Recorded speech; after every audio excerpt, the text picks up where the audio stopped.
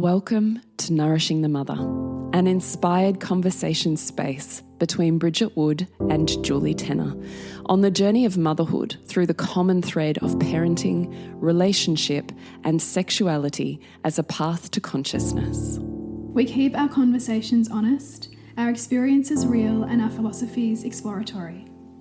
We believe that in order to raise incredible humans, we first have to raise ourselves. We know that in order to rock the family, you've got to nourish the mother. If you are here, you care about paving a path of conscious and intentional motherhood, connected with yourself and your gifts, and also illuminating your children in theirs so we may raise more whole humans who can impact this world in a more humane way. If you desire to integrate your learnings practically and supportively, head on over to bridgetwood.life or julietenner.love to go deeper. And for all live-streamed pre-release podcasts and all our free content, head over to our free Facebook group, Nourishing the Mother with Bridget Wood and Julie Tenner. We are Julie Tenner and Bridget Wood, and we are so grateful you're here. Hello and welcome to Nourishing the Mother. I'm Bridget Wood. And I'm Julie Tenner, and I'm a little under the weather, so I do apologise for my voice, but we're here to have some wonderful conversations. And today's podcast is Don't Let Conscious Living Steal Your Joy. So this comes after we got a beautiful message from a podcast listener, and I'm just going to read some snippets of that just to ground us into what we hope to move through today, which is to help you experience more joy in your day-to-day life and maybe look at what is blocking that. So this listener shares, in my own meditations, I'm often being called to also embody more joy and pleasure. When I'm in my fem, I naturally feel more ease in my day and at times more pleasure. However, joy and pleasure seem to be feelings that not just I, but many of my conscious mama friends are also craving. We can feel the feminine rising at the moment, and all mothers we perceive seem called lately to reassess the way we're living our days, how we're giving to others and ourselves, how we're using and building our energy, etc. We are being asked to look at how we're embodying the feminine, and it's exciting. But one thing we, the collective, seem to be called to embody more specifically of late is joy and pleasure. Particularly in my community, it's a hot topic. I notice within myself and also my mama friends that to live consciously and a conscious lifestyle and parenting type approach, that we often consume ourselves with parenting, personal development, healing, and growth. And by doing so, life can feel very serious and deep. Therefore, I'm seeing such a strong correlation with that way of living to also then lacking the feelings of pleasure and joy. I wonder if there's a collective femme patterning around blocking joy and pleasure and potentially feeling unworthy of it. I'm sure you'll have some very wise and wonderful takes on this. Gosh, what a juicy email for us to reflect on, because I absolutely hear so much of what this beautiful listener is saying and could take that in so many different directions, because she's absolutely right in saying that embarking on any kind of conscious path, as much as it's seeking kind of enlightenment and ease and more joy, there's actually a lot of density in the very process, because you're constantly feeling like you're not where you want to be. And that can feel grueling. And focused, in inverted commas, on all the shit that's wrong with you. Yeah. That we just lovely plaster over the word shadow. And then it doesn't seem like we're focused on what's wrong with us. It's so true. A bit of wordplay. And well, it's so interesting to me, right? Because there's so much in particularly the pop culture world, I think, of conscious living or of personal development, that likes to take some of these principles and without fully understanding them, then applies these lovely words over the top of them. And we can find ourselves consciousing ourselves out of things. So yoga over pain, conscious over what it really is. We have these ways of strategically maneuvering around something versus what we're spiritually trying to do is actually move closer towards it.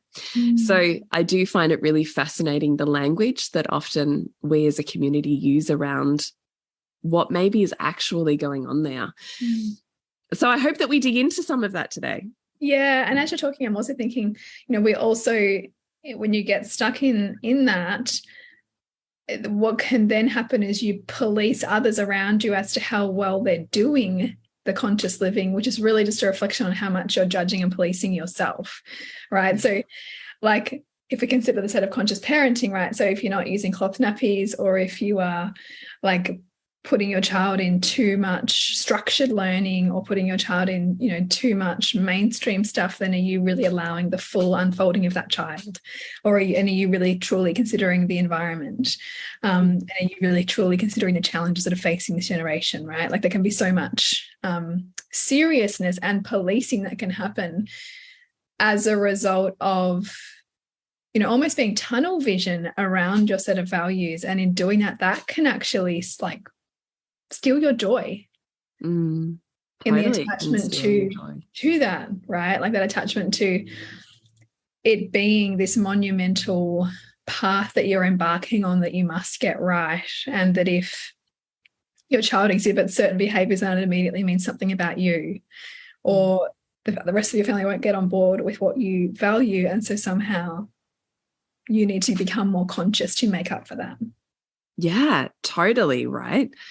So I think what we need to first look at is what you just segued into, which is when we're feeling like our conscious living lifestyle is stealing our joy, that we most likely are running an attachment to the belief that it has to be hard to be worthy, that it has to be deep in order to be worthy, that if it's not deep and hard, if you haven't gone to war with your ego, if you haven't gone deep into the cave and clawed your way out of it, that actually you haven't done the work. So we hold up on the pedestal that hard is worthy, and we put down in the pit and judge others for taking the easy way out isn't doing the work. And we judge what we perceive to be shallow. Yeah. So it's so interesting to look at the polarizations that are running the way that we're filtering the world, and therefore our own experience of it. Because we're going, if it ain't hard, it's not doing anything. And if it's easy, it's not doing anything. Right? We're running these complete polarizations. Which then means if you're attaching it needing to be hard in order to be worthy, then how much are you blocking then the ease and flow, which is often the bringer of joy? Is it allowed that they're allowed to be aspects of ease through this? Are you allowed to not be so serious about whatever your values are in this moment? Yeah. You're allowed to be a mass of contradictions. Yeah. Right. Or do you hold so staunchly onto your rules? A great way to know about this about yourself is to put yourself in situations with people who have polar opposite values to you, and see how long you can hold on to yourself, right? See how long until you get immensely triggered and judgy and repulsed down and shut down and all of that. It's like a practice, right? But those relationships are such a gift because you see all the ways that your values steer you in a direction and otherize and make wrong what is opposite to your values. Yeah. What you hold up as spiritual and evolved, or the right way to do things, or progressive, or thoughtful about the world, or consciously creating, and then what you minimize and despise as all of the opposite of that. Yes, exactly. So a really interesting line of questioning for yourself would be, what is it costing me, my life, my children, my relationship, to hold on to and live by the belief that hard is better, that it is hard work to expand, or to be more spiritual, or to take up space, or to heal. What is that costing you to hold that belief? Because I can tell you the most spiritual people I've ever met are those that actually hold the most joy and give way less fucks about all the shit that we're micromanaging. Like, do you think if you sat in front of the presence of the Buddha, you know, or the Dalai Lama, and you were like, oh God, you know, I'm so imperfect in all of these ways, and that he wouldn't just be sitting there smiling going, but you're so perfect, just enjoy it, it's so wonderful, just smile. Yeah. You know? Absolutely. Yeah. Like it's like you're given that opportunity to reflect back on all of the ways in which, you know, I'm trying to like fit myself into this ridiculous version of perfect humanness, which doesn't exist. And in doing so, I'm missing the beauty of it all. Yeah, exactly. Exactly. And sometimes actually I do this as a practice is I watch grandparents, be it in movies if I don't have them directly because we don't spend a lot of time with grandparents, or I watch other people's grandparents with their grandchildren, and I watch the difference in how they interact and what they don't care about. And grandparents, to me, in my perception, seem to have the most joy for the children that we find incredibly hard. Because they have all joy and no responsibility. Yeah, like but because they're letting go of all this shit. So like it doesn't matter. Because we have this, like, what, and I do think that in modern motherhood, that, like, what we take ownership of as our responsibility is perhaps much more vast than in some previous generations where we didn't have the level of comparison that we have now, and also that you know, that jostling for women between the career and their caring role as mothers and who they are within that and how much they're giving of themselves. They then set like the bar so high in order to be all things in all places. And so therefore with that bar being so high, the responsibilities grow. And often as the responsibilities grow, there's a correlation with joy dropping. Yeah, because the burden increases. The burden feels so hard and you're consumed with that. But we control more. That's also why we shrink our world the more that we control. Yeah. And in our perception, we have more that we have to control because there's more outcomes that we're now responsible for. Right? I mean, and how many times in our however many years we've known each other, Bridget, have you said to me, but you can't see it all. Yeah. Yeah. You can't see it all. And as I've said on previous podcasts, the very thing that you think is completely wonderful about what you're doing, probably one day at least one of your children are going to hate you for and say that you fucked them up about. Yeah. Probably. That's going to happen. Which is the hardest thing. I remember a coach like saying to me once, like, parenting doesn't matter. Like, they're going to be who they're going to be. And I remember, and I still wrestle with that because I don't entirely agree with that. But I think what that was trying to break for me at the time, because I've only remembered it because it was powerful for me to hear and uncomfortable for me to hear, was that, like, just watch your own tunnel vision, like, be mindful of your attachment to, you know, X plus Y equals Z. No, like, there's so many other factors that come into play in relationship with our children, in family dynamics that we don't have control over, but that is so terrifying. And so we look for something to give us a sense of control. That we perceive as measurable. If we do these things, we'll produce this outcome. Yeah. Yeah, totally. And I mean, you and I, our values are going to be human is to have, like, voids and things that are missing, and therefore to go and look for things to fulfill them. So you and I, of course, see and filter the world in such a way that we believe that emotional attunement and presence and allowing our children to feel seen and heard is going to help them feel connected to themselves as they grow and honor who they really are. Yes. But that, and the inference sometimes is, therefore, if you're not doing that, then your child is somehow going to grow up needing therapy, or grow up in a way that maybe is not optimal. They're not optimal, or that they don't really know emotional intelligence very well. Yes. Right. But that doesn't leave room for the fact that there's many people who have suboptimal upbringings and go on to be incredibly successful or contributing members of the world, right, in society. But if that challenges our like value system too much, then we kind of, hide that from our awareness and focus, come back to, again, to what do I know to be true? And we can only ever do that. Like, what do I know to be true right now? Mm. Yes. And what would this look like if it was easeful? Yeah. What would this look like to live right now if I'm not actually living now based on the fear projected that I have in the future? So I'm actually in the future trying to live right now.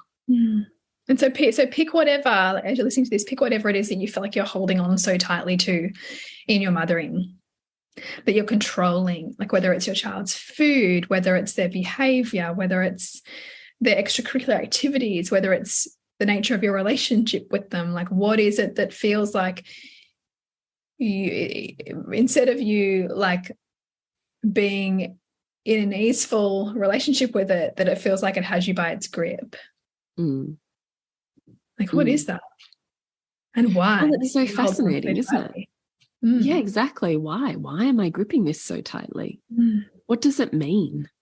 And I think it's a really natural thing as we come to find like our center, right, is that we can swing so far like one way, like, I only feed my child this kind of food, right? Or we only do this kind of activity, or it's really important that our language is only this way and spoken in this tone.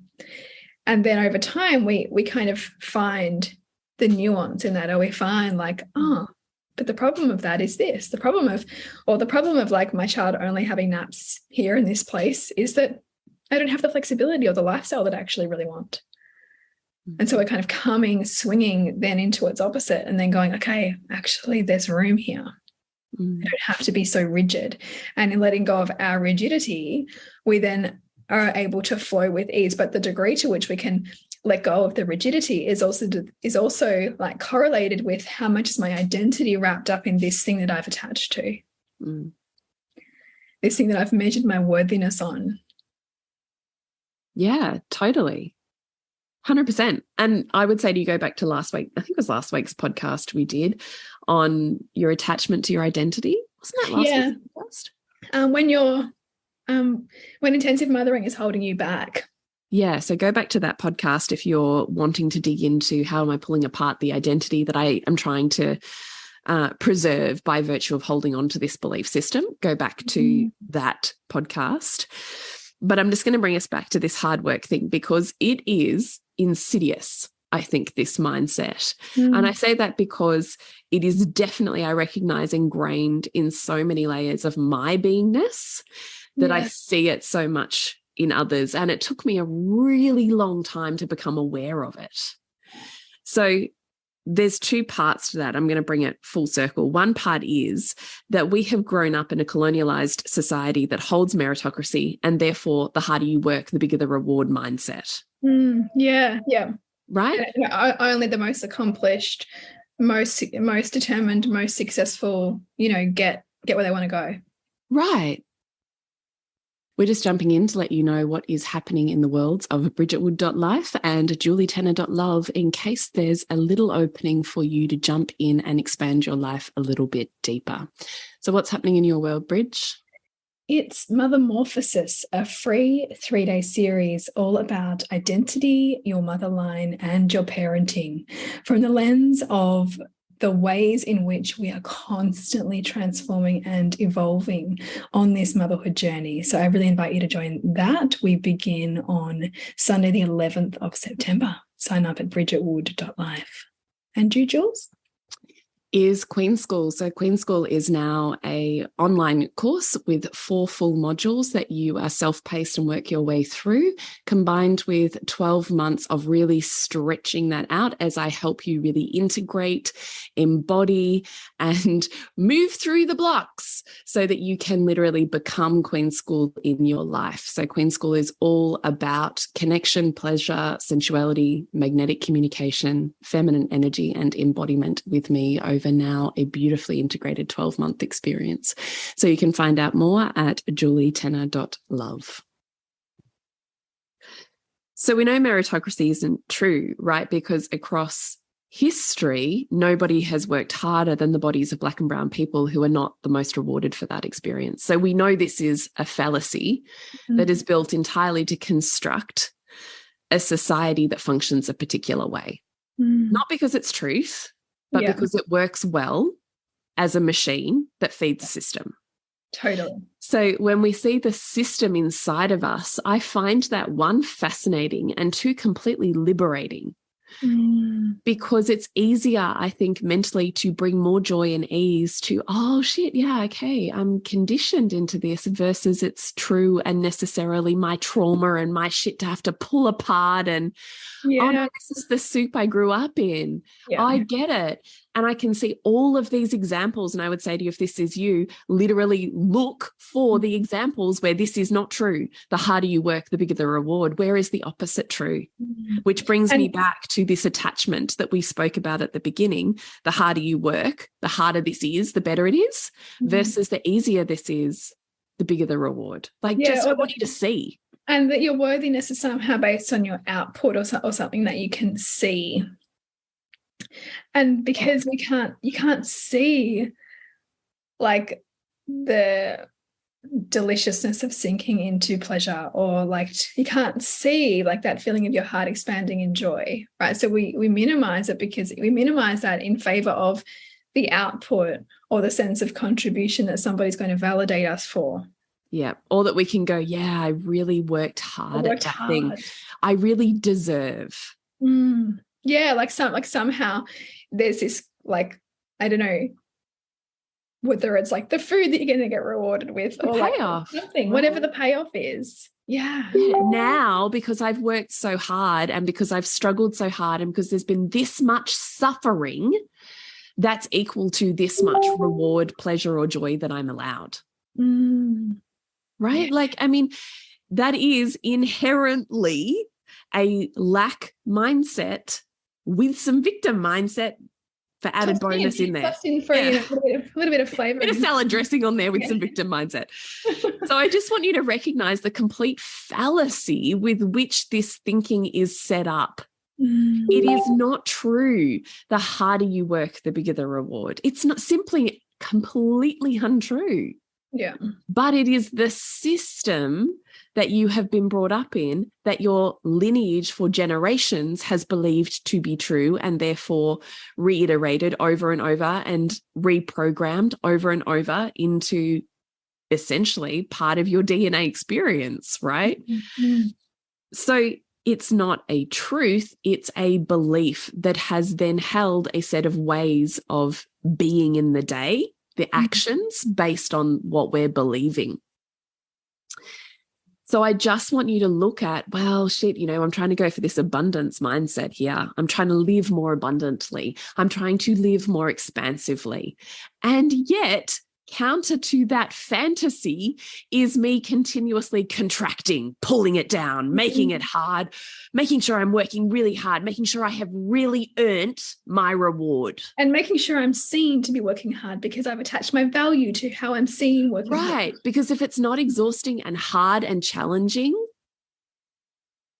who am I? Yeah. And this is what I see as, you know, really hard for many mothers to sink into their motherhood with, because like, mothering and the care work of mothering is so invisibilized in our society, right? Like unless you orient to the world with a value on the feminine and like how the feminine holds up the world, you're not necessarily going to value that part of you. And there's always going to be a part of you that's like, I need to be achieving something outside of this. I need to be doing something that's more visible outside of this. And like there's a really unsettledness that can, and I saw this in myself, like when I was 3 months postpartum with my first child, I was already studying something. I was already doing a course because I couldn't let myself be there.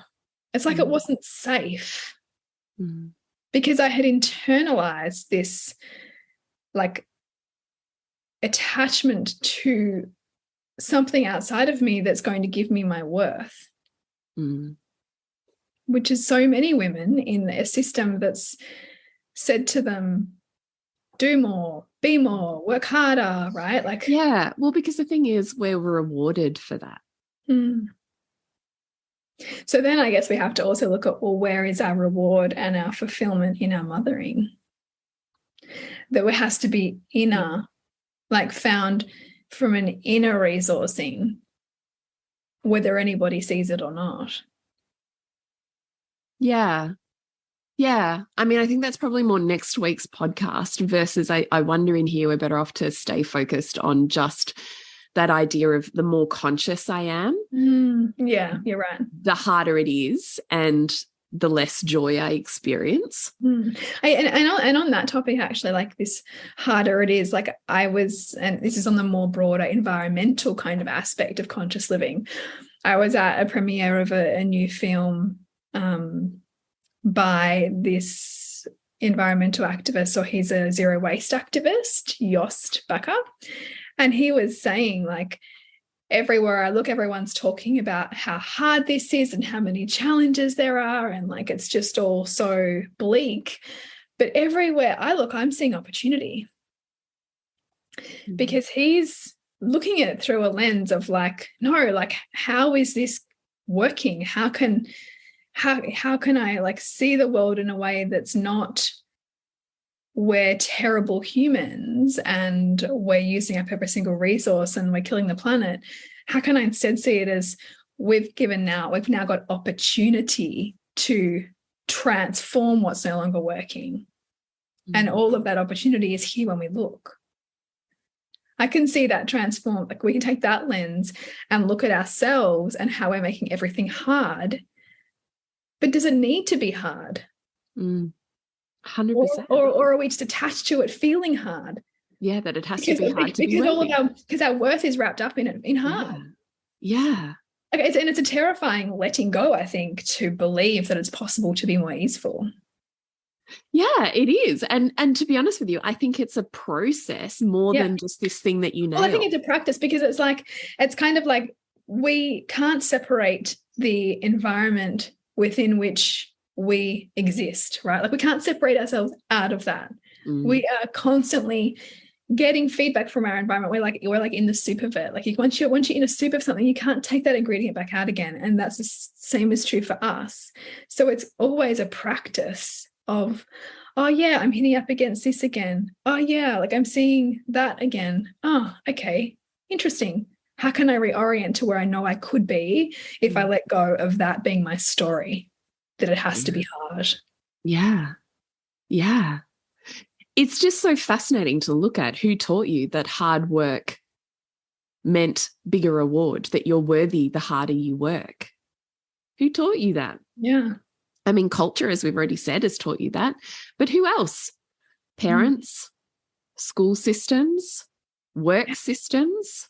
Like, where else have you learned? Every system, every dominant system. So just get curious about who taught me that versus it being a truth. Where is the opposite true? Where does taking the easy way actually create expansion and abundance and everything that I'm looking for? Where is going shallow everything? Like just balance the polarizations and the perceptions that we have that it has to be deep and hard in order to be worthy, because it can certainly be light and life-changing. Yeah. Yeah. And sometimes it can be like that lightness that opens up the expansiveness of depth within you. Yeah. And always holding the question, what would this look like if it were easy? What would this look like if it were joyful? Yeah. What would this look like if it were pleasureful? How would I enter this if I were holding a lightness or joy front of mind? How would I enter this if I was lightness and joy? Like just playing with yourself as you're entering moments where you're noticing you're contracting and condensing down. And those may be the very questions that actually allow you to enter that thing that you had closed yourself off to. Yeah. Because you said you can't do that. You might not have felt able to do that with a set of like practices or lens that you previously had. But when you flip it, how does that now become an opportunity? Yeah. And just look at the cost of holding that belief system in your life right now and how much beauty and grace and joy and consciousness is present in the opposite way of living. So I've spoken about this on the podcast before, and I reflect on it often, was me coming from that very hard work mindset, conscious world. Everything was like fucking deep and hard and full on and, you know, full practice and full consciousness and all of the things. Mother wound, couldn't be anything like her. So if I ever chose joy or love for myself, that I was not being a good mother, because I wasn't, like, mothering is you sacrifice your own needs for your children. So if you're focused on yourself instead of your child, then you're being a shit mum. So this was me carrying and then they get nothing. Like, yeah. like they therefore are worse off by virtue of you focusing on yourself. Because in my perception, I had a mother that could only center her own experience. So anytime I centered my own experience, I came crashing into my mother wound and going, I can't even enter my own experience. It has to be all about my children. There's only so long you can sustain that. So hard work, consciousness, all of the things, lifestyle. And as I said to many of us on the podcast here, then I found this mama circle, or, you know, for friends in mainstream schooling, which I'd never thought that we would enter. And yet by virtue of following my first child's lead, here we are. And so I was face to face with my community, was now these unconscious parents who were living in ways that were, you know, the opposite to the way that I saw, believed, lived the world. It was very confronting. I confronted every single one of my polarizations and judgments every single time I was around them. And yet what I came to realize as I let myself soften, let go of my own staunch self-righteousness and self-identity that actually created barbs out to the world, right, was that these women had equally as much to contribute to the world and to their children and to my children and to me, that they had equally as much consciousness as I did. The form just looked different. And that they had an exceptionally more abundant amount of joy than anyone in my conscious community had. Because they weren't policing themselves so much about it. Right. There was all this ease and lightness and freedom and fun. They just stopped caring about the minutiae of all the fucking shit that I spent all day consuming myself with. Yeah. Just this ability to, like, I'll let it go. Yeah, fucking kids. You know, whatever. Which I could never have let myself say back then. And yet what I noticed was they had the answers for everything that I perceived was missing in my life at that point, right? So I'm chasing pleasure and I'm chasing joy and I'm chasing sensuality and I'm chasing embodiment. And I might call that the feminine. Sure, we can do that. Or we can say, got to clear some consciousness blocks and some hard work mindset there. Yeah. Because open up your polarizations. Because isn't that actually just available to you if you just, like, it's not like you have to, exactly my point. It's not, you have to go and seek, because it is there if you're willing to be open to it. Yes, exactly.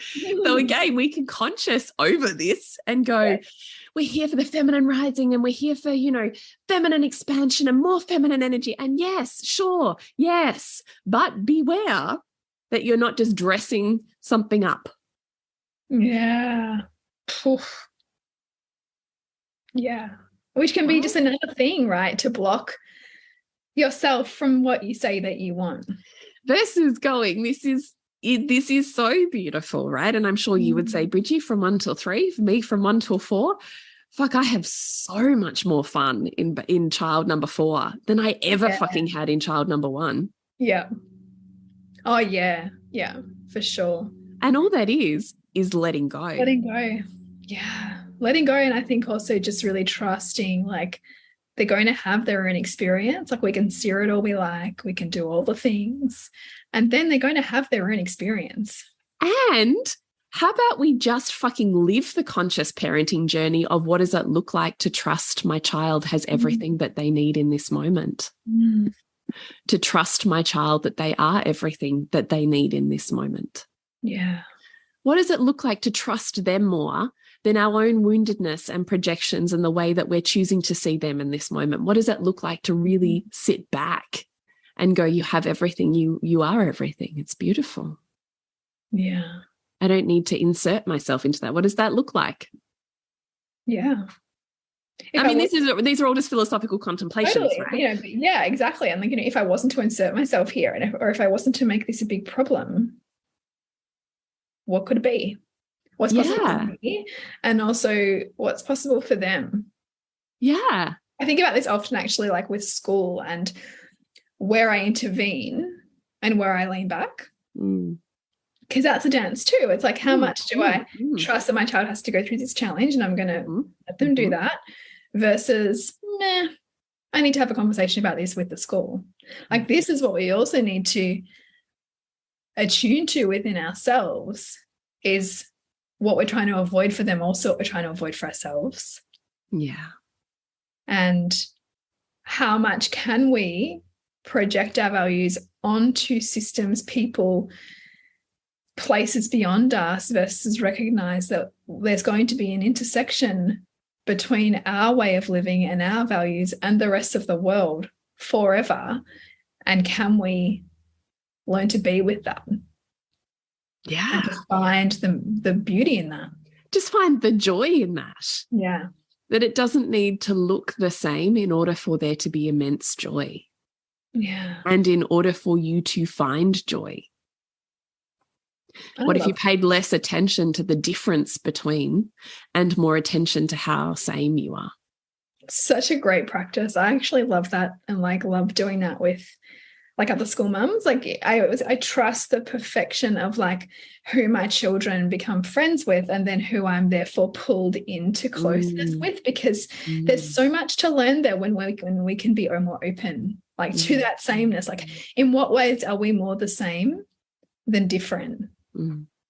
Because then we are allowed to, we avail ourselves of intimacy and heart connection and different possibilities, right, than staying in our own rigidity and rules and righteousness. Yeah, totally.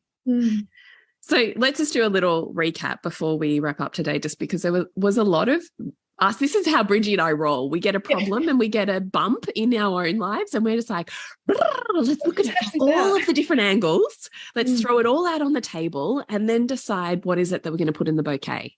So this is kind of what this podcast is, but you might find yourself spiraling it all, going, but hang on a minute, Bridget and Julie, I don't know what a clear path looks like here. Yeah. So shall we just anchor it down a little? Yeah, let's anchor it down. And in fact, it's a really good point, because I put in the Reimagining Motherhood group, actually, our podcast from last week, which was When Intensive Mothering Holds You Back. And there were women who had like these like brain pops, and then like, where do I go with that? Like, how do I figure that out? And it's true, because when we get questions, we get more questions, right? Like, I think the beauty. I just love that you said that. It's just so permission giving, isn't it? Yeah, and the thing is, the beauty, I think, is always in the questions, not the answers. Because as soon as you get an answer, right, you stop. Yeah, exactly. Question. It's like a quest. It's a quest for something. And there's energy in a quest. Yeah. Right? Like, I love that. Oh, so good. Oh, my body is just loving everything you just said. Anchoring. Let's anchor it down, Julie. Are you trying to throw to me? Because I'm it's so good. Okay, hang on a minute. Let me anchor it down. All right. Let's say you are living in the conscious community, and I often think the more conscious our community, often the more we get bogged in the deep shit. Yeah. I'm a prize example of that situation, just so we all know we're more the same than different. I totally get you. Yeah. But the more that we narrow our community to make it more like us, often what will happen is that we get more and more condensed and more polarized, because it becomes a bigger gap between the them and the us, which is why we want you to have spaces like this podcast where you can expand your thinking, to expand your actions, to expand your world. Because if you get polarized, your world will shrink. Yeah. And you'll probably have more conflict, because you're kind of like in conflict with the world outside of you that doesn't fit the world you want it to be.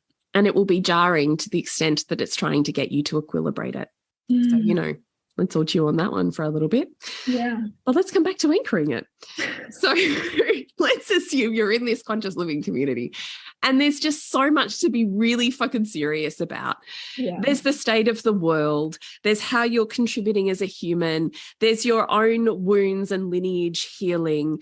There's, parenting and what you're paving forwards as a gift to the world, to humanity, to how whole your children are as their own experience in living, how aligned and lit up and unconditioned they are, right? There's so much to get fucking serious about. Yeah. And what can happen is we spend all day in our heads constantly having the debate and the multi-navigation system on how we're doing this thing to make sure that we get the best outcome. We're not actually present at all. And so joy and pleasure leave. So what we're asking you to do is when you find yourself there is first start to dig around and look at, am I, for all of my wanting for an abundant life and an abundant mindset and the feminine force of magnetic abundance, actually living in a scarcity mindset of hard work? Mic drop. Right? Yeah. Like at the end of the day, am I actually living in a lack mindset because I'm focused on everything that is going wrong, that could go wrong, that I need to do to make sure that it's hard and deep and gets me a bigger reward. And I'm so contracted on what is not present, that I'm not present. And the more you focus on something, the more that law of attraction works to bring you that thing. So are you focused on it being hard? Are you filtering your world to say when it's hard, it's worthy, and when it's easy, you take the easy way out, or it's shallow, it's unworthy? Well, whatever you put up in a pedestal, you'll come crashing down with on the other side, right? And also you're going to be running into those stories in your life. So we really want you to look at, where has my hard work mindset come from? Am I really carrying the belief that it has to be hard and it has to be deep in order to be worthy? And also acknowledging that there's a whole spectrum of that. It doesn't have to look like it has to be super deep. Oh no, Julie, it's not that it has to be like really fucking hard, that I have to have a healing crisis, that I have to be broken, that it has to be, no, I'm not that bad. Okay, cool. Then asking yourself, what would this look like if it were more easeful? What would this look like if it were more joyful? What would this look like if I could think and move through this moment aspect of my life with lightness and joy? What would be different? How would I be feeling that's different? What would I be thinking that's different? What would I be seeing that's different? So just really looking at the attachments you have to hard is worthy, the judgments that you have on others, that when they take the easy way out, they're less conscious, that when it's shallow, it's less conscious and gives you less of a reward. So balancing and equilibrating those. Looking at whether you're coming from an abundant mindset. This is so beautiful. Everything is available to me in this moment. Everything I want gets to feel really good. Or am I condensed into a hard work, masculine focused mindset on outcome and output? And can I open myself enough to see the beauty in lightness, shallowness, and taking the easy way out? Can I see actually the consciousness there? Yeah. And can I see the drawbacks or the cost to me, my life, my children, my relationship of holding on to hard work is what's worthy? Is there anything you'd add to that, Anka? Oh, no, you just nailed it. Yeah, to really sit with those questions and I can really allow the discomfort if it feels uncomfortable. Like, that's okay. Like, this is whenever we stretch beyond like our way of thinking, we can get a little wobbly, or sometimes we'll hit a hard edge and go, no, there are no drawbacks, or no, there are no benefits of that other thing. But that's the sweet spot where actually you're about to create a different way of seeing the world and yourself or those you love by asking these wider questions, by seeing this differently. And that's beautiful. Permission giving. It opens up a whole world for you that you perhaps haven't let yourself play in because of those rules, because of that seriousness, because of that level of consciousness, in air quotes. Yeah, because there's just as much consciousness in joy as there is in pain. Yeah. They're not lesser conscious experiences. And what you focus on grows. So what are you focusing on? It's a beautiful way to leave it. What are you going on in the world, Bridgie Boo? I have got Mothermorphosis, which is a free 3-day series all about identity, your lineage, and your parenting. So it is tackling all of that. So I would love to invite you to come and join me on that. It's happening mid-September, so you can find out more about it at bridgetwood.life. And you, Jules? It's very poignant for today's podcast, isn't it? It is, yes, it is. Is Queen School. So it is all things looking at what is the feminine actually, what is the masculine actually, what is the interplay in those two things, what is the blocks that I have in my life that's holding me back in order for me to be able to live in a more artful, permission-giving way. And I would say for here, joy and expansion in my relationship and in my body and in my sexuality. So you can find out more about Queen School at julietenner.love. We are nourishingthemother.com.au, Nourishing the Mother on Facebook and Instagram. We would love your podcast requests, just like the conversation that we had today. They're so freaking wonderful. Bridgie and I love that across the world, there's all these little pockets of women that listen to the podcast and then get together just to like tease it apart in their own life and world. It's so freaking rad. It is awesome. Lights our heart on fire, and essentially is the whole reason we began. Like, we began this podcast as two women who found each other randomly, you know, in inverted commas, who were having conversations that we didn't know anyone else was having, even in our super conscious worlds. Then we started this podcast going, there's got to be other women who want to have conversations like us. And here they are across the globe having these pockets of conversations based on whatever we begin the conversation with in the podcast. Like, how freaking rad is that? It's just so cool. And I think about, like, you know, over the years we've been podcasting, like we've nearly hit 1 million downloads, right? It's so cool. So it's not like this is just some tiny pockets of people. Like, you know, there is a groundswell of women who are like wanting more, who are questioning like what they've come with, and who are, you know, dare I say it again, consciously creating, you know, what they want to see and be, which is so beautiful. Yeah. And actually, just on that, I think maybe we just say we're not here to diss consciousness, but what we want to be able to do is play the antagonist a little bit. Yes. So that you have just enough challenge on the way that you are viewing and perceiving yourself in the world that you grow. Yeah. It's a beautiful way to phrase it. Yeah. So remember to nourish the woman, to rock the family. And we'll see you next week when we continue to peel back the layers on your mothering journey. Thank you so much for listening. We literally couldn't do this without you. Please share this podcast with anyone you think it would be medicine for. If you desire to integrate your learnings practically and supportively into your life, then head on over to bridgetwood.life or julietenner.love to go deeper. And if you feel like giving back a little to this free content, please rate us on iTunes or Facebook, all of which helps the podcast reach more mamas who need this type of tonic for the soul.